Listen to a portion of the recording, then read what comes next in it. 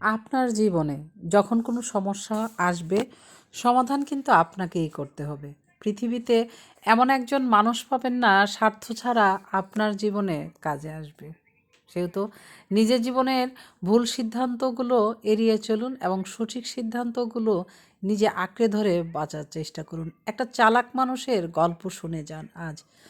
এক লোক ভোর গ্রামে বসবাস করত। তার খুব পছন্দের ভালোবাসার একটা ঘোড়া ছিল। ঘোড়াটা যেন সেই লোকের জীবন ছিল। সে প্রচণ্ড ভালোবাসতো সেই ঘোড়াকে।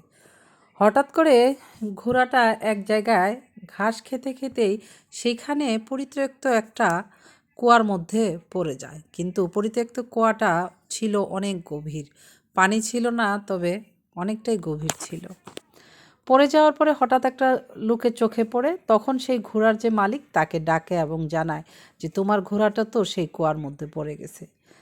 মালিক তো শেষ, তার পছন্দের ভালোবাসার ঘোড়ার এত বড় বিপদ, সে কি করবে বলেন তো। এলাকার সমস্ত মানুষ সেই কুয়াটার কাছে জড়ো হলো। এক একজন এক এক রকম বুদ্ধি দিতে শুরু করলো। একজন তো বলেই ফেললো, শহরে যাও, শহরে গিয়ে লোক নিয়ে আসো, তা না হলে ঘোড়াটা কিভাবে উদ্ধার করা যায় সেটা করো। তখন কিন্তু প্রায় সন্ধ্যা। শহর তাদের গ্রাম থেকে অনেকটা দূর এবং অনেক টাকা পয়সারও ব্যাপার। লোকটা কিন্তু গরিব ছিলেন। এই করতে করতে এক একজনের এক এক সিদ্ধান্ত এবং অনেক চেষ্টা চলল ঘোড়াকে সে পরিত্যক্ত কুয়া থেকে উঠানোর জন্য। কিন্তু সব চেষ্টাই যেন ব্যর্থ হতে লাগলো এবং লোকটা আস্তে আস্তে মনে হয় নিজেকেই হারিয়ে ফেলছে। দুঃখে কষ্টে সে অনেক কান্না করলো। তখন হঠাৎ করে লোকটি চিন্তা করলো, আমার কষ্ট, আমাকেই এটার উপায় খুঁজে বের করতে হবে। তখন যে কুয়াতে ঘোড়াটা পড়ে গেছে তার চারপাশে অনেকগুলো ময়লা মাটি মাটি রাখা ছিল। তখন সেই ঘোড়ার যে মালিক, সেই গ্রামের যত লোক জড়ো হয়েছিল সবাইকে বলল, আমাকে একটা সাহায্য করতে পারবে? সবাই বলল, হ্যাঁ বলো।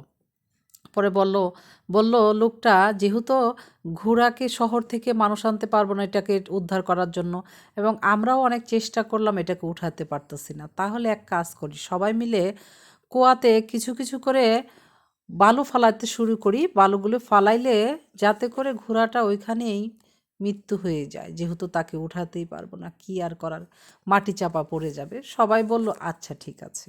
এখানে তার কত বড় চালাকি দেখেন।